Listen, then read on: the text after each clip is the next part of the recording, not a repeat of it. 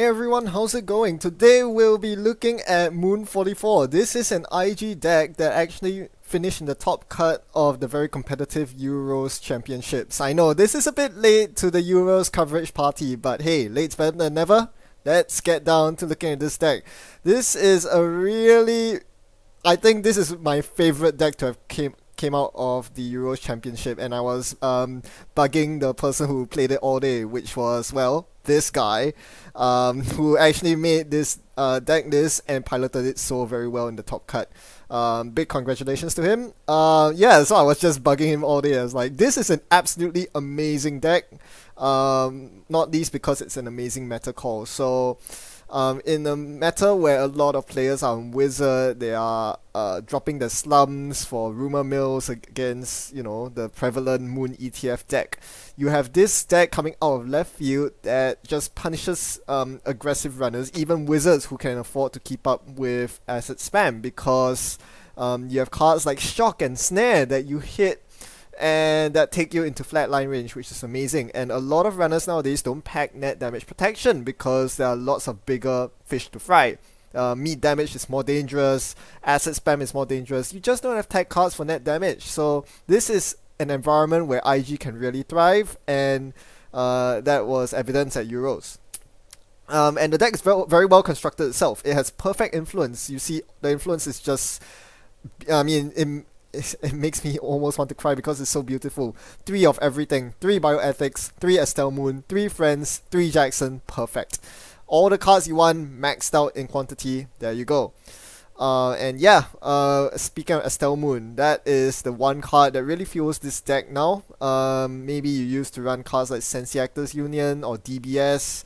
Well, Estelle Moon does exactly what you want to do and more, because it draws you your combo pieces, allowing you to flatline the runner faster and also to power up archives faster with more face down cards in there, because you overdraw with Estelle Moon. And not to mention that your ID ability protects Estelle Moon, so even if you don't have that much ice, it doesn't really matter when Estelle Moon is so expensive to trash. This is a really interesting deck, and we'll be piloting it today. Let's see how effective it is.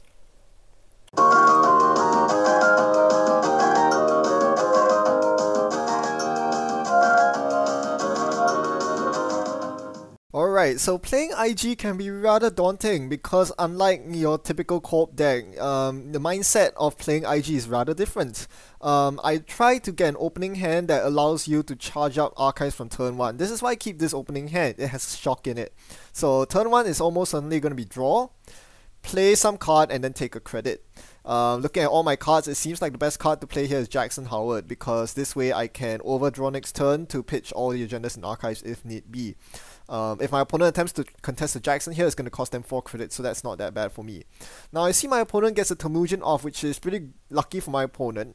I would think that they would be better off dropping the Temujin and then running HQ 3 times, but instead they decided to play Sure Gambles from their hand, which is a big mistake, because this puts them down to 2 cards in hand, so I could end up getting a cheeky flatline if my opponent's not careful here. And they find slums, which is really crazy. They had slums on their Ayla all the time, so now they are gonna start wrecking face, and the first thing they see is the House of Knights I tried to sneak out. I would have scored it next turn if my opponent didn't check it. Very good on my opponent to actually proactively check new remotes and try to trash bioethics if they hit the table. So this is actually quite bad for me. I can't really afford to play bioethics here, but I kind of have to, because otherwise my opponent's going to run HQ anyway. They have a loaded Temujin on HQ. But they also have 2 cards in hand, and now they're running archives, so I'm going to shuffle in the Estelle Moon and the Jackson Howard. You notice that Estelle Moon there gave me a lot of money and a lot of cards that allowed me to start spamming out these 2 remotes without worrying about agendas too much. So this is really good. My opponent hits the Shock and archives, bringing them down to 1 card. They run my Genetics Pavilion and make the crucial mistake of deciding to trash it. I mean, it's an important card to slums away, but by doing so, they don't have enough clicks to actually draw up and be safe from a flat line. Sure, they do get a HQ run here, and they see a future perfect. I think they'll bid 1, so I'm going to bid 0 to stop them from stealing it. And even if I lose it here, it's not the biggest deal. So I'm going to res a bioethics here and play 2 Neuro EMPs to win the game. Anticlimactic. Alright, after action review, what have we learned from that game? Well, my opponent, being a shaper, had lots of good cards in faction, including Encore, Encore, Encore! We want more! More! That game was too short. We want another game. Very well, here you go. It's another shaper. We are playing IG versus Kate. This opening hand is, well, it's okay. It has tech startup. It's something, I guess. So yeah, I load my archives with preemptive action and allow my opponent to get a deep data mining in with an Aeneas Informant. So this is really sweet. They get multi-access of 5 and they get to gain a credit every time they access a trashable and not trash it. So they show me a chairman hero, a hostile infrastructure, and a shock. There's a shock on R&D as well. So my opponent gained 3 credits from Aeneas Informant, but I gain a lot of information. I know that a shock's coming up my way. I know that a chairman hero is coming, which is worth 2 points to my opponent if they trash it. And yeah, and a hostile infrastructure is going to come as well. So I continue installing stuff. Yeah.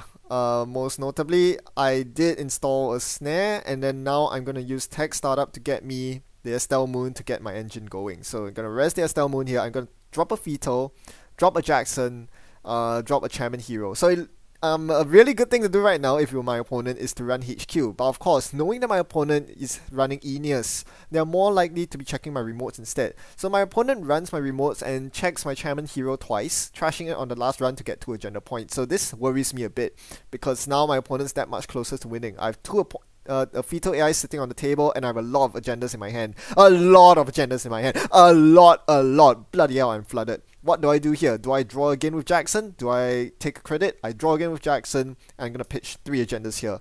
This is horrible agenda flood by IG standards. Yeah, so I think I mean, even after all this ditching, I still am stuck with 3 agendas in hand, which is a nightmare, given my opponent's already on 2 fake agenda points. You notice that I put 1 Fetal AI in the bin. Even though I'd rather have Fetal to pad my hand with net damage, I feel like my opponent's not going to bother with HQ at all, especially after the Jackson ditch. So I'm more than happy to actually put the Fetal in R&D, so that if they deep data mine again, they have a higher chance of hitting the Fetal and dropping them into net damage range. But my opponent doesn't deep data mine. Instead, they go for indexing. Very interesting choice. And I immediately plow through my deck, drawing a bunch of cards and making sure that they don't get to access whatever they wanted to access. It seems like they would have accessed a bioethics association instead. But of course, my Estelle Moon thwarts that. So now, I have a lot of cards in hand. No shocks, because I used Jackson to shuffle away the shocks. Or I think I used Tech Startup to shuffle the shock away. Yeah, that's what it was. Okay, so first I get my economy going with the total bags, and then I ditch a hostile infrastructure here. I doubt that my opponent is going to contest my remotes, because shapers are not designed to contest my remotes, but my opponent says otherwise. They find a second Aeneas Informant and start running my remotes and start trashing them. So I'm like, oh, maybe I should have kept the hostile infrastructure. But Friends comes to save the day. So I can Friends the hostile back. I'm going to draw first. I see, oh, lovely Estelle Moon. I couldn't have asked for a better card. So I immediately drop the Estelle Moon, res it, and install 2 new cards. Estelle Moon and that's the hostile infrastructure, yes. So this is where the board state starts getting really out of hand. Even though I don't have clone suffrage movement to recur friends in high places, I can just keep spamming out, and my opponent has to be really careful. You have to watch where they tread, because one wrong run can really cost them the game.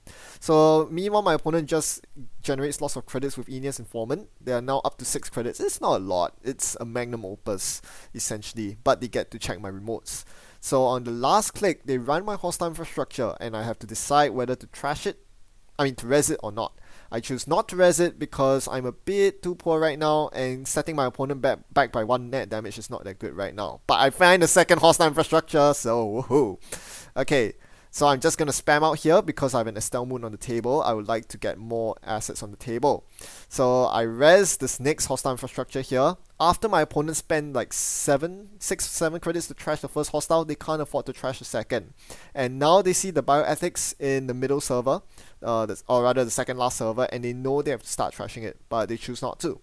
They can't. They know that if they trash the bioethics, it will cost them 3 credits because Archives is loaded, and it'll cost them 1 net damage, which is too much. So my opponent instead goes for the Deep Dig on R&D after playing a Dig Deer, which does absolutely nothing. So obviously I keep my opponent out with the Kakugo, and now my opponent's in a lot of serious trouble. They tried to play the asset game but failed, and then they tried to switch back to the central game, but obviously by then I found ice, so they haven't found the icebreakers. Obviously they're gonna fail. So now all I need to do is to set up my kill combo, or rather the net damage lock, which is a critical mass of hostile infrastructures and bioethics. I recurred 1 bioethics with friends, so I have 2 bioethics live on the table, as well as 1 Neuro EMP in my hand. My opponent will flatline if no matter what they do, because with 2 hostile infrastructures out, they cannot possibly contest any of the bioethics.